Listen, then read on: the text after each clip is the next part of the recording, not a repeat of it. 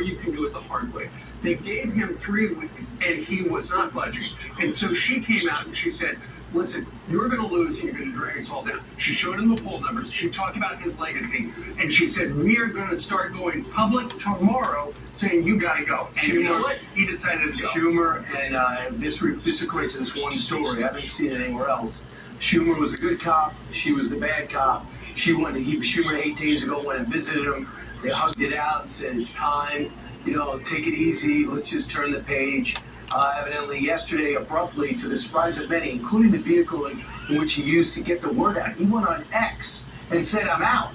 He wasn't even using it, you know? So people say, you know, why are you using that? And everybody was caught by surprise except for a handful of people. So now Kamala moves up to the #1 spot, and now she's looking for a #2. Well, Nancy Pelosi did endorse her, but Quickly. There's a flashback, right? Late last night, there's a flashback. Back in September, she was on with Anderson Cooper. Mm-hmm. Remember, he said, do you think Kamala Harris is the best running mate for this president? And she went on to say, well, that's what matters, that this was his pick, and she's very politically astute. And then she goes on to say, Anderson's asking, well, why hasn't she done anything, basically? And she says, well, she's the vice president. That's the job description. You don't do that much. Right. And also, Jamie Raskin had something similar to say about her and how she's doing at her job. But we're going to forget about all that and turn the page. He's the best thing ever. And let's go pick a #2, and it should probably be a white guy. Yeah, so there's this vetting material has already been said. Eric Holder is the one that is conducting all these pre-interviews, all the vetting.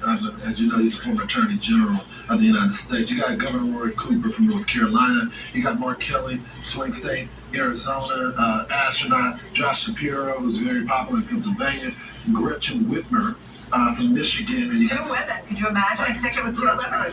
Tim Walz and J.B. Pritzker. You know, It's going to be interesting. Where's Amy Bashir? Yeah, you know what? You know, he can't win Kentucky, so why take him out of there? Well, he apparently, Kamala Harris, called him right after Joe Biden dropped out, and they chewed the fat over we don't know what. He said he has not been asked to submit any vetting material yet. But Lawrence, to your point, former AG, Eric Holder is going to be vetting them. So you know what? They're going to do this quickly. They're going to do this fast and furious. Yeah.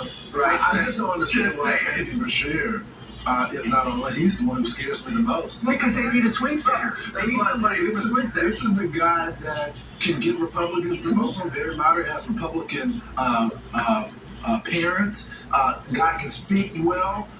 Not too far to the left, and you got Kamala Harris is way far to the left. So wait a second. You can have Republican parents and raise a Democrat. That's That's exactly impossible. But the other thing is, Jesse Waters, the opposite. Yeah, that's true too. But the thing is, he is not liked by the left. Andy Bashir is not liked by the left. That's the problem. Plus, it's not a swing state. Like And you know, and Governor Shapiro in Pennsylvania, well, we'll see how that goes. Meanwhile, the attack plan for Kamala Harris against Donald Trump is pretty clear. I'm the prosecutor, and he's the criminal. More moderate than you think. You know, one thing that I noticed about Kamala is that she is a former prosecutor. So now you have a former prosecutor versus a convicted felon. That's something that I like. She's a prosecutor, and so I love the idea that we have a prosecutor defending democracy and the rule of law against a convicted felon. That she's going to get out there just like she's doing today and make her case to the American people. She is the perfect person to prosecute the case against Donald Trump. You know, people, asking if America's ready for a prosecutor. I mean, is America ready for, somebody with all of the criminal charges that Donald Trump has? You can always tell when they've handed out the talking points. They go on TV and they all say the same thing. Once she's prosecuting stuff, can she get to the bottom of who concealed the information about the president not being up to the task? I mean, the cabinet members that did have meetings that were given talking points before the briefings of those cabinet meetings, that everything was scripted out. Can she get to the bottom of that? Convicted in a court in New York City. Right. They hate Donald Trump. He could have stolen a cheese sandwich and they would try to put him in. Yeah, so what happens when it's overturned? Are they still going to use that as a...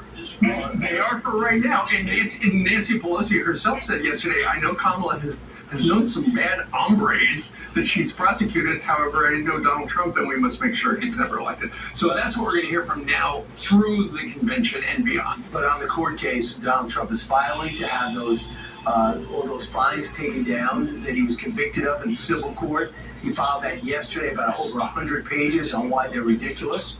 And hopefully this appeals court will take it up. And just watching the convicted felon thing, because they're re-examining that New York case with this, after the Supreme Court came down with their view of immunity and the presidency, because anything that he was accused of happened while he was president. So let's see what happens regarding that. Meanwhile, Donald Trump and his running mate, J.D. Vance, sat down with our own Jesse Waters. It was the first interview where they were together, and it was also the first on-camera interview with former president after he was almost murdered on TV. Here's a soundbite. It was a great interview that Jesse did. Here's the former president talking about why he picked that guy, Mr. Vance. Why did you pick J.D. Vance? We've always had a good chemistry, and originally J.D. was probably not for me, but he didn't know me. And then when we got to know each other, he liked me maybe more than anybody liked me, and he would stick up for me, and he'd fight for the worker as much as I fight for the worker. We just had an automatic chemistry. When you got the call and found out, what did your wife say?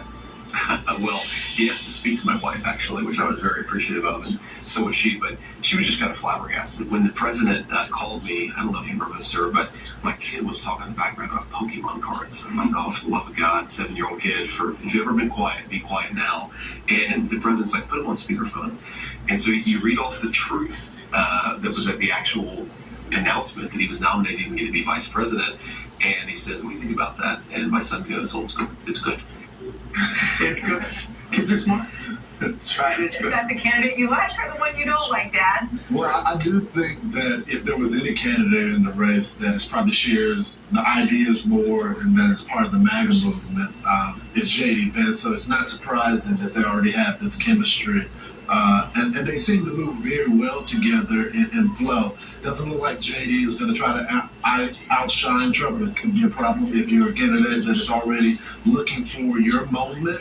So we'll see what happens. But here's the thing, they have to redo their battle plan now. Now it's Trump against Kamala, not Vance against Kamala, who yesterday said, I'm a little disappointed. I thought I'd have a chance to get it. We'll find out who he's going to be matched up against if these debates take place. You've been watching tape? But Not yeah, sure they take place either. but yeah, well, I mean, we'll see. We'll see who needs it, judging by some of the polls about the projected matchup. Trump's got 5 to 8 points ahead in almost every poll. Meanwhile, straight ahead, Secret Service Director Kimberly